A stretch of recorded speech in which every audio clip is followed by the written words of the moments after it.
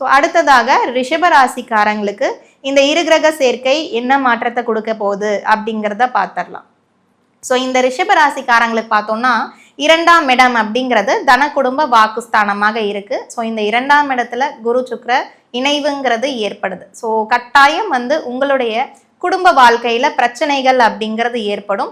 So உங்களுடைய ரிஷபத்துல இருந்து 1 6 சுக்கிரனாக வரார். அவரு போய் 2ல் உட்காந்துட்டு இருக்கனால நீங்க பேசுனீங்கனாவே உங்க குடும்பத்துல பிரச்சனைகள் வெடிக்கும்னே சொல்லலாம். கணவன் மனைவிக்கு இடையே சின்ன சின்ன உறவு பாதிப்பு ஆகட்டும், டைவர்ஸ் வரைக்கும் கூட இந்த ஸ்டேஜ்ல உங்களுக்கு இழுத்துட்டு போக வாய்ப்பு இருக்கு. ஸோ கட்டாயம் நீங்க கணவன் மனைவியாக இருக்கும் பொழுது விட்டு கொடுத்து போக வேண்டியது அவசியம். ஸோ ஃபேமிலியிலேயே ஆகட்டும், பெரியவங்களுக்கு மதிப்பு கொடுத்து பேசுங்க. பேச்சில் மிக கவனம் தேவை. கடன் இந்த சூழ்நிலையில வாங்கவே வேண்டாம். ஸோ கடன் வாங்கக்கூடிய நிலை வந்தாலுமே சரி, நீங்க அதை தவிர்க்கிறது தான் நல்லது. ஆனா அந்த நிலைமையும் உங்களுக்கு ஏற்படும். கோர்ட்டு கேஸ் சம்பந்தப்பட்ட பிரச்சனைகள் இழுபறியாக தான் இருக்கும். ஸோ இந்த 2026 உங்களுக்கு முடியறதுக்கான வாய்ப்புகள் இல்லை.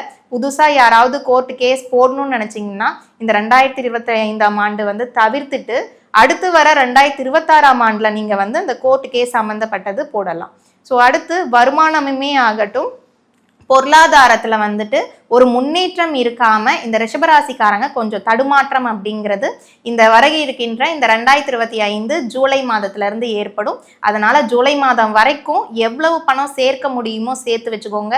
ஜூலைல இருந்து உங்களுக்கு விரயங்கள் அப்படிங்கிறது ஆரம்பிச்சிடும். ஆடம்பர செலவுகளும் உங்களுக்கு அதிகரிக்கும். குழந்தைங்க கிட்ட மட்டும் பார்த்து அக்கறையா பேசுங்க. ஸோ இந்த ரிஷபராசிக்காரங்க பரிகாரம் அப்படின்னு பார்க்கும் பொழுது கட்டாயம் வெள்ளிக்கிழமையில உங்க வீட்டுக்கு பக்கத்துல இருக்கக்கூடிய பெருமாளுடைய ஆலயத்துல லக்ஷ்மி தாயாருடைய சன்னதிக்கு போயிட்டு ஒவ்வொரு நெய் தீபம் வாரம் வெள்ளிக்கிழமை ஏற்றிட்டு வாங்க. அதுவே உங்க பிரச்சனைய அப்படிங்கிறத குறைச்சு கொடுத்துரும்.